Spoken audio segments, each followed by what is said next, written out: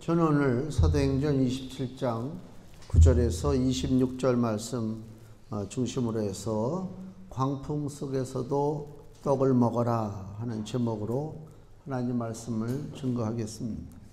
오늘은 광풍을 만난 사람들의 얘기죠. 광풍이 뭐예요? 바람이 미친 것처럼 불어댄다. 요새 뭐 중국에 태풍이 오고 우리도 지금 비가 많이 와서 뉴스 보니까 막 지붕이 뜯겨나가고 막 차가 뒤집어지고, 그거를 육지에서 광풍을 만나면 몸을 피할 때라도 있지만 바다 가운데 그 무시무시한 그 바다 가운데 그 미친 바람을 만난다. 이거 보통 심각한 게 아니지. 근데 그 광풍 속에서도 떡을 먹어라. 저도 민감해가지고요, 무슨 일이 있다든가 좀 신경 쓰는 일이 있으면 밥이 잘 안 넘어가요. 저만 그런 게 아닐 거예요, 그죠? 다 그렇지. 그래가지고 그 전에 그랬잖아요, 교도소에. 뭐 진짜 그런 건지 모르지만 사형수들 이제 사형당하는 당일이 되면은 음식을 잘 차려줘서 그건 먹으라는 거야, 먹으라는 거야. 그렇잖아요. 그래서 그 음식이 평상시 먹던 음식이 아닌 게 오면은 오늘이 그날이구나. 뭐 그랬다는 얘기가 있어요. 지금은 뭐 사형제도가 없으니까 아무리 좋은 걸 갖다 먹여도 뭐 그런 건 별 모르겠는데, 신경 쓰이는 게 많고 스트레스 받는 게 많고 또 내 삶의 위기가 왔을 때 어떻게 떡을 먹냐 이거예요. 어떻게 떡을 먹냐. 근데 오늘 주께서 우리에게 주시는 말씀은 고난 속에 살아가는 인생들이 자기 판단으로 하면 먹을 수가 없지. 그 와중에 무슨 떡을 먹어? 밥을 먹어. 하나님 은혜를 바라보고 주님이 해결해 주실 줄로 믿고 맡기고 인생 살아가라. 그 말씀입니다. 여기 마태복음 14장에도 보면 거기도 동일하게 그 광풍을 만난 갈릴리 호수에서 광풍을 만난 사람들의 이야기가 나오죠.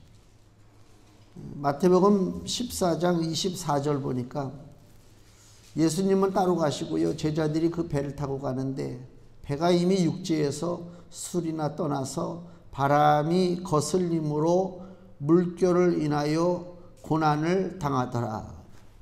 간단하죠, 표현은.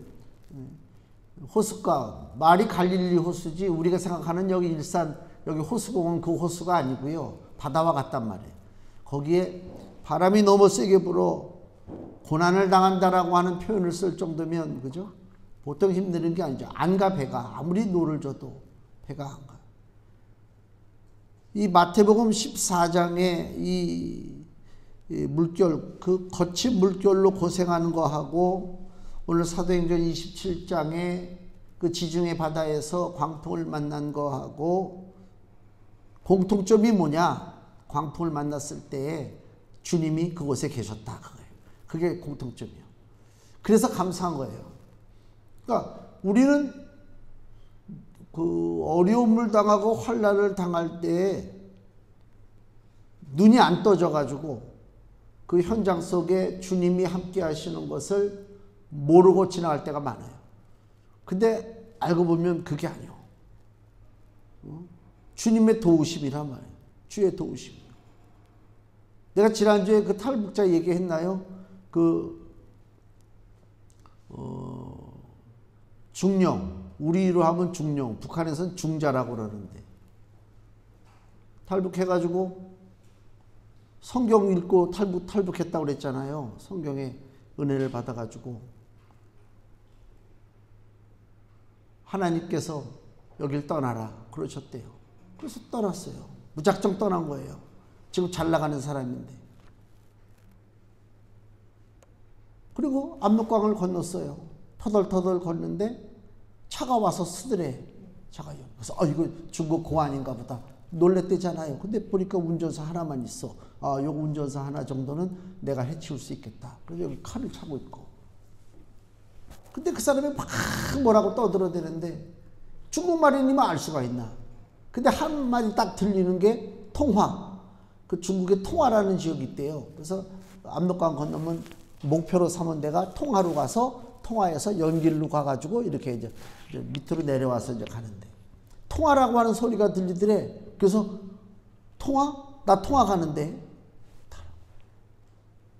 차를 탔대요. 아무 뭐 일면식도 없는 사람이지. 그래서 차를 타고 가는데 쭉 가서 그냥 그 도시가 보이는 통화 도착해가지고 차를 딱 세워서 내리라고 그랬어. 내려서 딱 보니까 아, 교회 빨간 십자가가 딱 있고. 그리고 차는 손살같이 사라졌어. 없어졌어. 그 사람이 뭐라고 얘기한 줄 아세요? 자기는 틀림없이 이것이 하나님께서 역사하신 것이다. 그잖아요.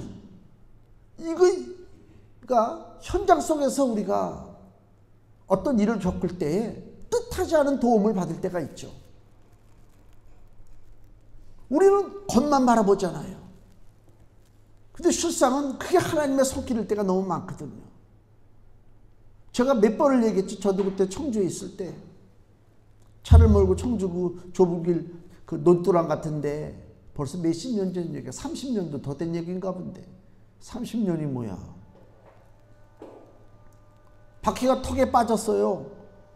이게 시멘트로다가 이렇게 포장을 어설프게 해놓고 차가 가다가 내가 운전이 서툴르니까 오른쪽 바퀴가 빠졌다고. 빠지면 빠져나올 방법이 없어요.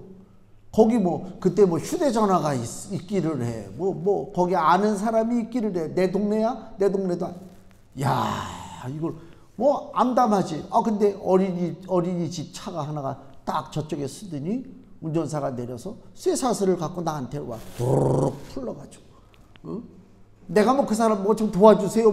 난 그런 정신도 뭐 사람이 너무 갑작스러운 일을 당하면 누구한테 도와달라 소리도 못해. 이거 어떡하지? 근데 쇠사슬을 쫙 풀러갖고 와가지고 내 차에다가 딱 묶어서 자기 차로다가 탁 뒤로 빼니까 걸려있던 바퀴가 텅 하고 빠져서 나가잖아. 나 너무 감사해가지고 좀 감사 인사라도 해야 되는데 그래서 막 이제 돈을 뒤져가지고 이제 뭐라도 해서 옛날에는 이제 담배라도 사서 피시죠. 이게 인사야. 그렇잖아요. 운전한 사람한테 술이라도 드시죠. 그럴 수는 없잖아. 그래서 이제 해가지고 이거 담배라도 하나 돼. 정색을 하고 턱 좀 사라져. 바람과 함께. 내가 느낀 게 뭐예요? 나중에 그게 하나님의 도우심이구나. 하나님의 도우심. 근데 그런 일이 우리 모르고 지나가서 그렇죠. 너무나 많습니다. 우리 삶 속에. 그래서 결론적인 얘기는 어떠한 그 광풍이 내 인생 속에 불어온다 할지라도 내가 홀로 있는 것이 아니다. 난 혼자가 아니다. 사람이요 어려운 일을 당하면 믿음이 약해져요. 제가 우리 어머니하고 요새 많이 부닥쳐요. 어머니가 몸이 안 좋으니까 마음이 약해지잖아요. 믿음이 약해져요. 그래서 빨리 죽어야 되느니 살아야 되느니 내가 막 뭐라 그러지. 하나님이 살려주는데 말이야. 하나님이 살려주는데 죽겠다고 그래? 그게 말이 되는 소리야? 내가 막 그랬어요. 하나님의 은혜가 어느 정도냐면요. 기도하는 대로 돼요. 내가 우리 어머니를 통해서 벌써 몇 번을 겪어봐요. 허리가 막 끊어질 정도로 아파가지고 그랬잖아요. 요새 허리 아프다 소리 안 해요. 약을 어저께도 안 드셨어요. 근데 본인이 안 먹었는지도 몰라. 오늘 안 나온 거는 허리가 아파서 안 나온 게 아니고요. 그래요. 너무 자리에 오래 누워있으면 다리가 약해지니까 살이 빠져서. 그래서 이제 운동을 시켜야 돼. 하나님 앞에 기도하고 운동시켜야 돼. 하나님 앞에 매달리고 소망을 가지고 있잖아요. 하나님은 절대로 우리의 소망을 꺾어버리지 않는다. 그 얘기요. 우리가 미리 소망을 접어버리지. 그 접은 소망을 가지고 하나님 앞에 기도한다니까. 그건 기도가 아니요. 요나가 니느웨 성 사람들이 회개하고 그 사람들이 살 길이 열렸잖아요. 요나가 하나님 앞에 뭐라고 기도해요? 그 더운데 내려가서 이렇게 위에서 그 니느웨 성이 멸망할까 쳐다보고 있는데 멸망은 안 하고 거기에 성에 기쁨이 오고 하나님의 구원의 역사가 오니까 화딱지가 나가지고 하나님 나를 차라리 죽여달라고 그 기도한다 말. 기도 아닌 기도. 그 요나의 싸가지 없는 기도, 철없는 기도. 그 기도가 요나에게만 한정된 것이 아니라 오늘날 수많은 하나님의 자녀들이 삶 속에서 요나의 기도를 하고 있다니까. 기뻐할 줄 모르고 감사할 줄 모르고 원망하고 짜증하고 하나님 이렇게 해주세요. 그리고 기도한다면, 그리고 그걸 기도했다고 생각해. 하나님의 뜻도 모르고 하나님의 마음도 모르고. 하나님은 뭐라고요? 야, 저기에 말 못하는 짐승까지도 있는데 내가 저것을 아끼는 것이 어찌 합당치 아니하냐. 그 얘기는 뭐예요? 하나님이 짐승을 아낀다는 얘기입니까? 그게 아니고요. 하나님의 기본 마음은 사랑이요. 사랑이 뭐예요? 고통당하고 힘들어하고 애달파하고 이런 사람들에게 하나님이 위로하시고 하나님이 도와주시는 것, 이게 사랑이잖아요. 근데 내가 좀 아파요. 아유, 하나님 아파 죽겠어요. 차라리 빨리 좀 죽게 해주세요. 그래, 내가 너 확 오늘 밤에 내가 확 요절을 내가. 하나님이 그러시겠냐고. 사랑하는 내 자녀야, 나의 뜻은 그게 아니다.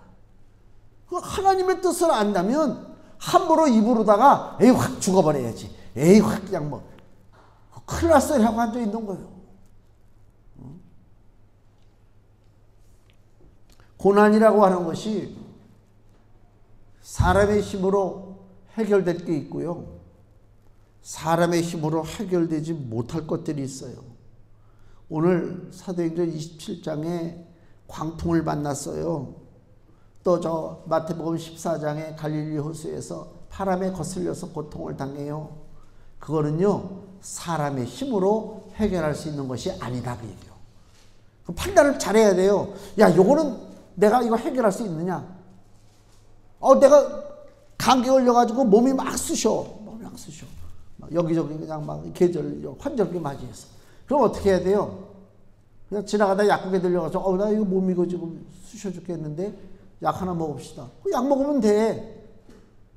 물론 또 믿음이 너무 좋아가지고 약도 안 먹고 나는 병원하고 약국하고는 난 원수다. 난 집에서 주여 나 좀 고쳐주시옵소서. 그럴 수도 있겠지. 작은 거는요, 우리가 스스로 해결할 수 있는 거는요, 해결해도 돼요. 내 발에 가시가 박혔어요. 주여 빼주실 줄로 믿습니다. 그게 아니고 내가 빼면 돼. 내가 빼면 돼. 근데 큰 고난이 와. 내 힘으로 안 돼. 그때가 어느 때라고요? 하나님의 도우심을 간구할 때입니다. 그때를 잘 알아야 돼요. 하나님의 도우심을 간구해야 된다니까. 그러면 내가 상상할 수 없었던 방향과 방법을 통해서 하나님의 도우심과 위로의 손길이 우리에게 함께해 주신다, 그 얘기입니다.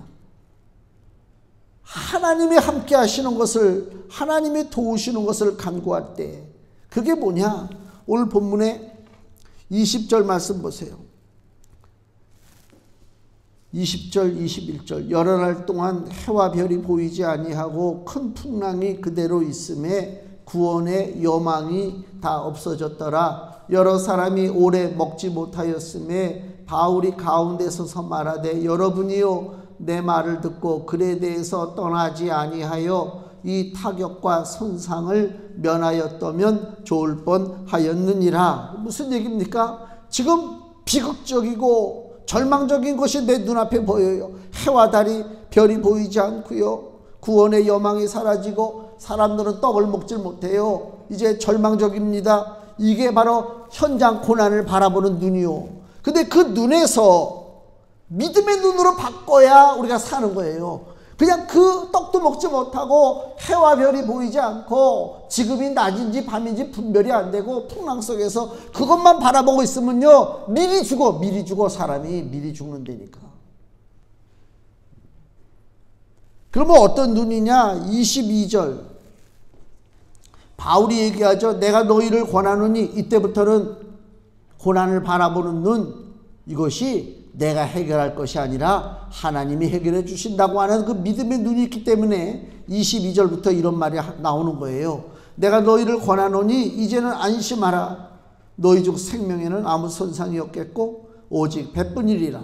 나의 속한 바 곧 나의 섬기는 하나님의 사자가 어젯밤에 내 곁에 서서 말하되 바울아 두려워 말고 내가 가이사 앞에 로마 황제 앞에 서야 하겠고, 즉 그 광풍을 이기고 로마에 무사히 도착해야 되겠고, 또 하나님께서 너와 함께 행선하는 자를 다 네게 주셨다 하였으니 그러므로 여러분이여 안심하라. 나는 내게 말씀하신 그대로 되리라고 하나님을 믿노라. 아멘. 눈이 바뀌는 거예요. 해와 별을 바라보던 눈에서 이제 뭘 봐요? 약속을 보는 거예요. 하나님의 약속을. 그리고 여기 33절 보세요.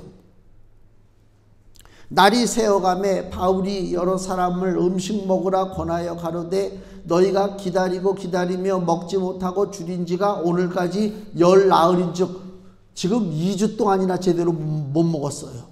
음식 먹으라 권하니 이것이 너희 구원을 위하는 것이요 너희 중 머리털럭 하나라도 잃을 자가 없느니라 하고 떡을 가져다가 모든 사람 앞에서 하나님께 축사하고 떼어 먹기를 시작하며 저희도 다 안심하고 받아 먹으니 아멘. 이게 하나님의 역사예요.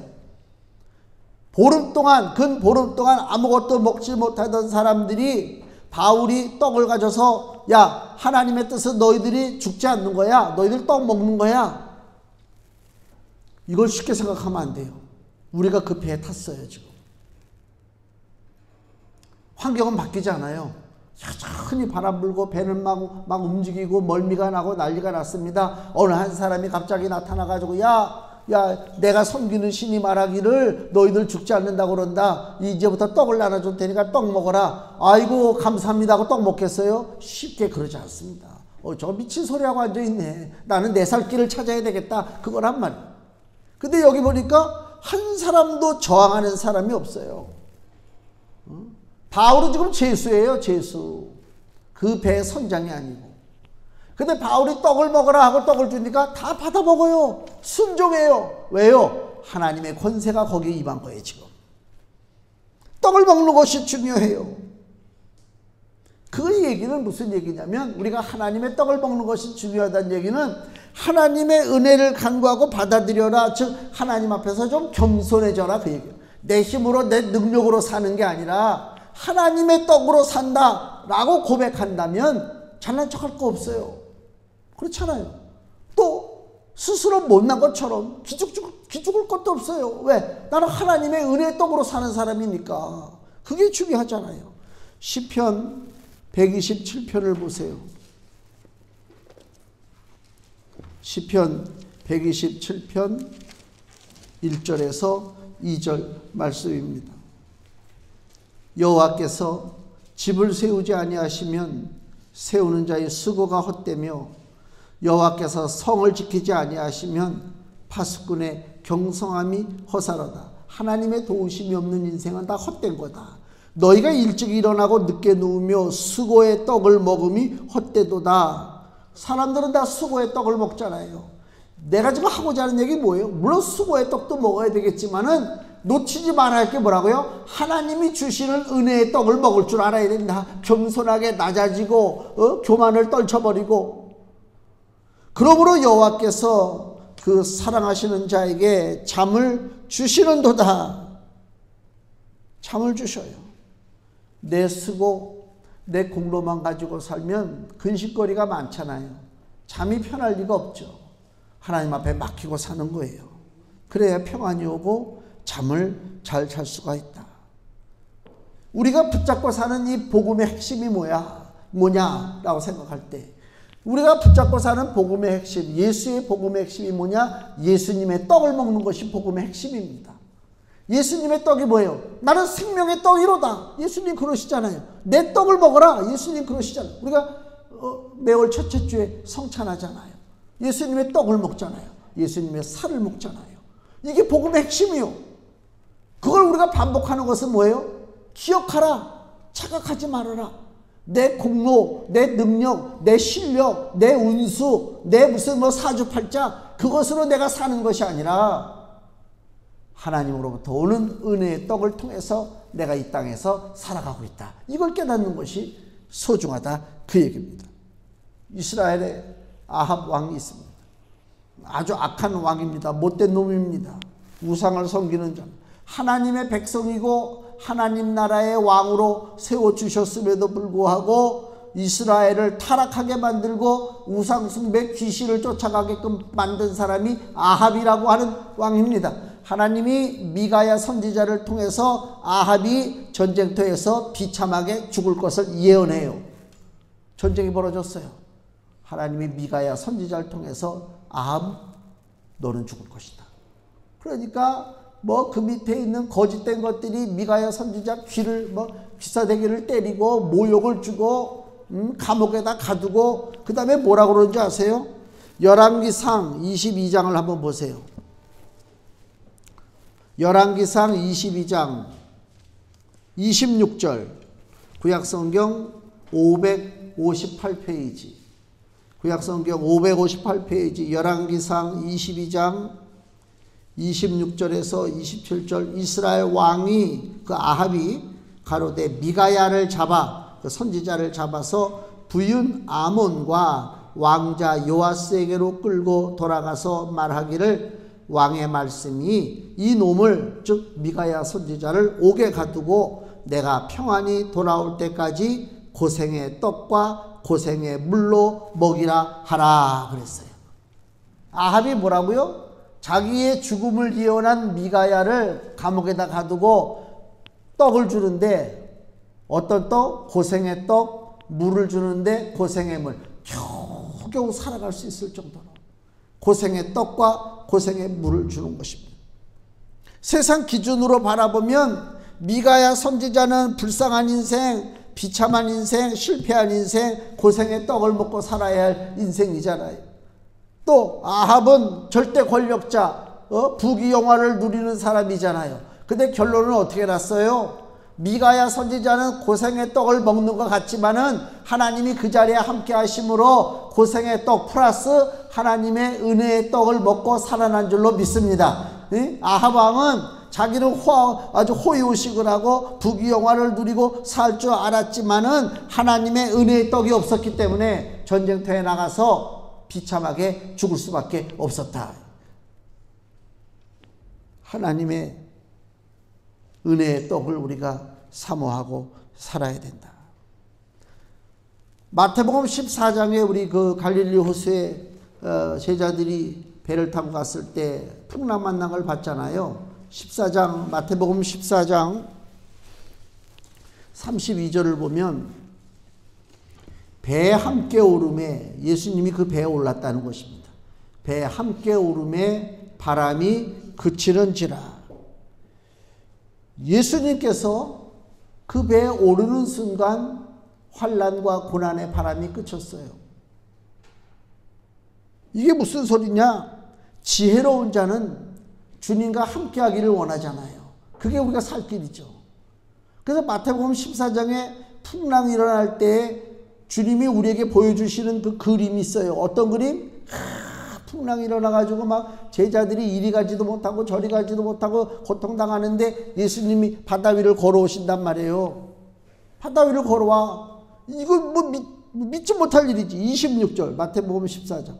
제자들이 25절부터 밤 사경에 새벽에 예수께서 바다 위로 걸어서 제자들에게 오시니 제자들이 그 바다 위로 걸어오심을 보고 놀라 유령이라 하며 무서워하여 소리 지르거늘.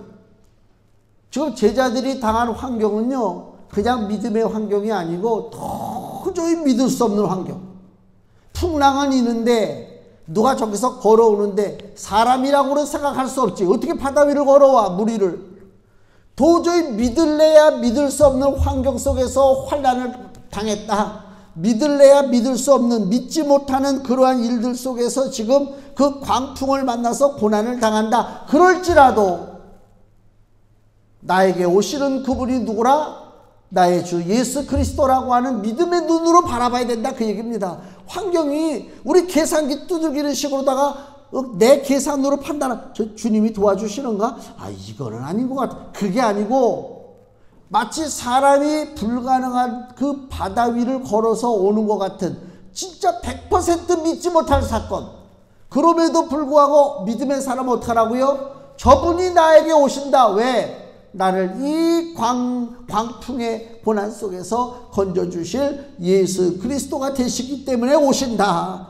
믿지 못할 그 환경, 믿지 못할 사건을 나는 믿음으로 바라보는 거예요. 이게 세상 사람과 우리하고 틀린 거예요. 세상 사람들은 무슨 사건이 벌어지고 무슨 일들이 나면 그냥 그 현상만 보잖아요. 이랬대 저랬대. 우리는 그 현상만 보는 것이 아니라 그 배후에 역사하시는 하나님의 손길을 보는 거예요. 유럽에도 비가 너무 많이 와가지고 유럽에 막 물난리가 나고 막 유럽도 그렇고 뭐 전 세계적으로 그러잖아요. 그러면 뉴스 시간에 기상 그 예보할 때 지도 갖다 놓고 뭐 어디서 뭐 뜨거운 바람이 내려오고 여기서 찬바람이 올라가고 뭐 이렇게 갇혀 있어가지고 뭐 비구름이 형성돼가지고 뭐 꼼짝 못해서 비를 내린다 그러잖아요. 과학적으로 아무 소용없다.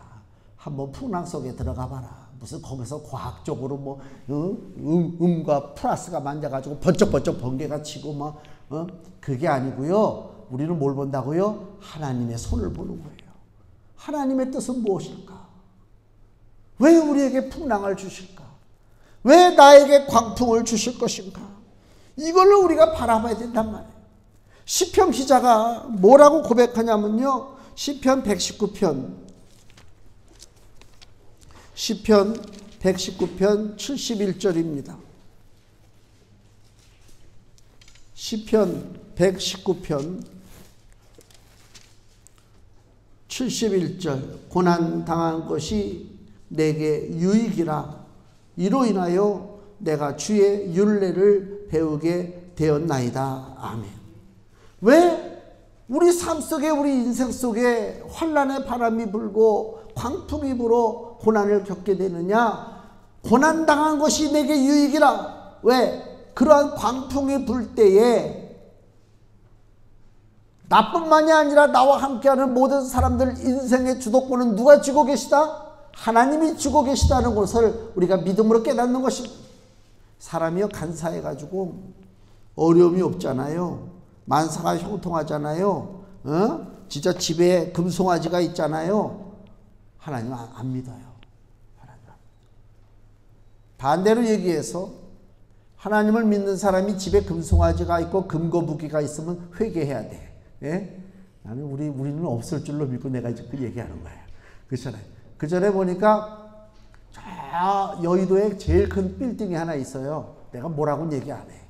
그거를 그 건설한 그 건설사 그 사람들이 뭐 장로에다가 뭐 아주 믿음이 좋은 권사님이래. 근데 나라에 세금을 안 내. 아이 이런 얘기. 그래서 기독교인들 아주 망신을 당하게끔 해. 그러니까 뭐 그 무슨 세금 걷어내는 무슨 뭐 그런 특공대 같은 게 있나 봐요. 딱 그 집을 찾아갔잖아요.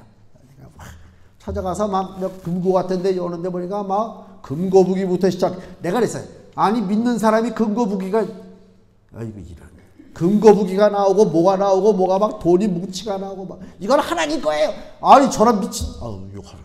그렇잖아. 아니 하나님이 그래 그거 이게 어디다 하나님 이름을 팔어? 그렇잖아요. 그런 사람들이 고난을 받아야 된다니까.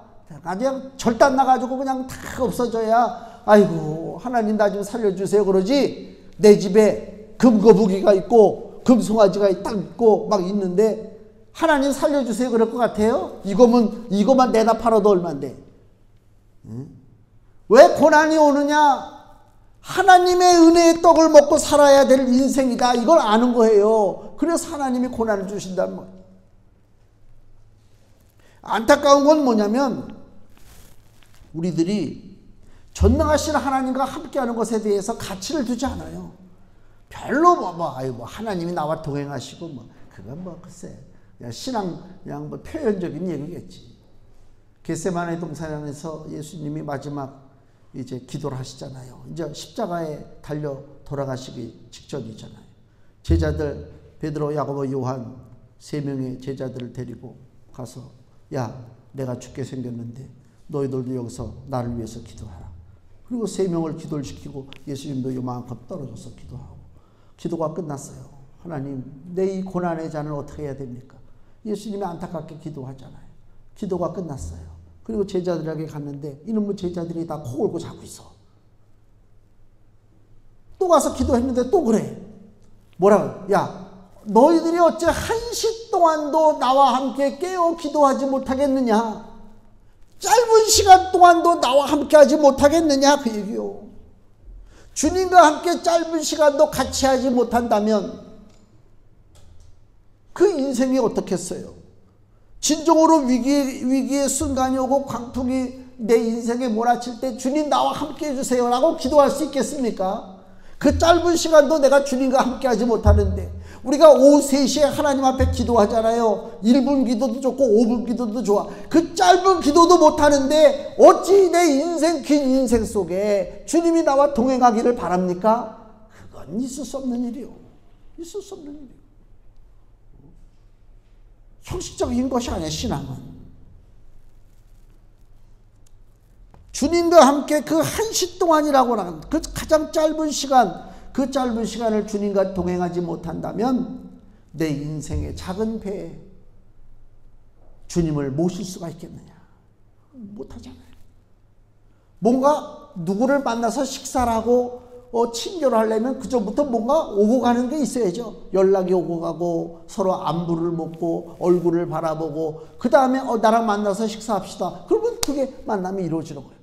주님은 우리랑 같이 하기를 원하시는데 나는 자꾸만 주님을 몰라라고 딴 데로만 바라보고 있다가 결정적인 순간에 주님 나 좀 어떻게 좀 도와주세요. 이건 말이 안 되는 소리지. 바울은 하나님의 약속을 받았잖아요. 오늘 보면 24절 25절이 그거잖아요. 바울아 두려워 말라. 내가 가이사 앞에 서야 하겠고 하나님께서 너와 함께 행선하는 자를 내게 주셨다. 여러분이 안심하라. 나는 내게 말씀하신 그대로 되리라고 하나님을 믿노라. 약속을 붙잡았어요. 안전 보장을 받았어요. 근데 현실은 어떤 현실이요? 30절 보세요. 사공들이 도망하고자 하여 이물에서, 즉 배 그 머리 쪽에서 닻을 주려는 채 하고 거루가 뭐냐면 큰 배 옆에 달려있는 조그만 배예요. 그러니까 큰 배가 침몰할 것 같으니까 조그만 배를 지금 푸는 거예요. 선원들이. 쉽게 얘기하면 배를 버리고 도망치려고 하는 거예요. 선원들이. 분명히 하나님께서는 바울에게 야 염려하지 말라. 너는 네 생명과 배에 탄 사람들의 생명은 전혀 상하지 않는다 라고 하나님이 약속하셨는데, 배 전문가인 선원들은 야 이 배는 침몰한다. 그리고 자기들이 도망치려고 하고 있다니까. 환경은, 사정은 더 안 좋아져요. 여전히 안 좋아져요. 그때 바울이 한 행동이 뭐예요? 여기 33절에 이 선원들을 모아놓고 야 너희들 밥 못 먹은 지가 지금 14일이나 됐다. 떡을 먹어라. 떡을 나눠주잖아요. 이게 하나님 은혜예요.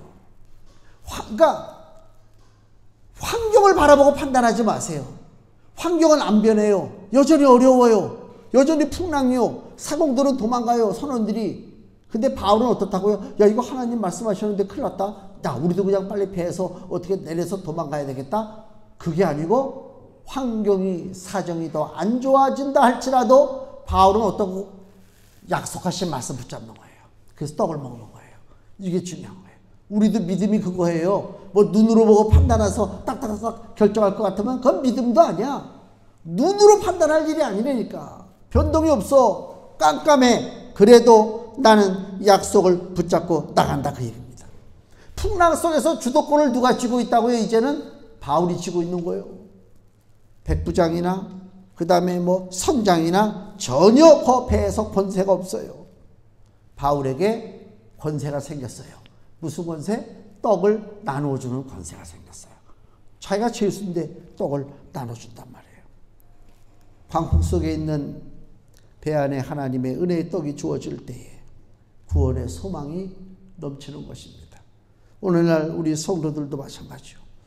풍랑이 있는 세상 속에 내 주변에 있는 많은 사람들에게 뭘 나눠줘야 돼요? 하나님의 은혜의 떡을 나눠줘야 될 줄로 믿습니다. 네? 그런 담대함이 있어요. 주도권을 잡는 거예요. 우리가 영적인 주도권을. 뭐 돈 많은 사람, 뭐 잘난 사람 세상에 많아요. 다 소용없어. 하나님이 누구에게 권세를 주셨나? 하나님의 떡을 먹는 자에게 하나님의 권세를 주신 줄로 믿습니다. 오늘 금주 말씀 보세요. 마태복음 14장 19절. 바로 오병이어 사건입니다. 같이 읽겠습니다. 무리를 명하여 잔디 위에 앉히시고 떡 5개와 물고기 2마리를 가지사 하늘을 우러러 축사하시고 떡을 떼어 제자들에게 주심에 제자들이 무리에게 주니 아멘. 여기 보면요, 예수님이 떡 5개 물고기 2마리 붙잡고 기도하고 그 떡을 띄어서 누구를 줘요? 거기 앉아있는 그 몇만 명의 사람, 장성한 사람 5천 명이라고 그러잖아요. 예수님이 떡을 떼가지고 그 앉아있는 그 대중들에게 떡을 준 것이 아니라 예수님이 떡을 떼서 누구한테 줬다고요? 제자들에게 줬어요. 그리고 제자들은 그 떡을 가지고 백성들에게 나눠주는 거예요. 떡을 나눠주는 권세가 누구에게 있다고요? 제자들에게 있는 것입니다. 우리는 예수 그리스도의 제자입니다. 주님이 나에게 떡을 주십니다. 날마다 주십니다. 일용할 양식을 주십니다. 그걸 받아서 우리도 하나님의 은혜의 떡을 나눠줘야 될 줄로 믿습니다. 그래서 이 땅에 광풍이 일고 험난한 삶 속에 우리에게 소망이 있다. 하나님의 떡이 있다라고 하는 것을 잊지 마시고 우리가 먹고 그 귀한 것을 이웃에게 나눌 수 있는 하나님의 은혜의 사람이 되시기를 예수님의 이름으로 축원을 드립니다. 기도하겠습니다.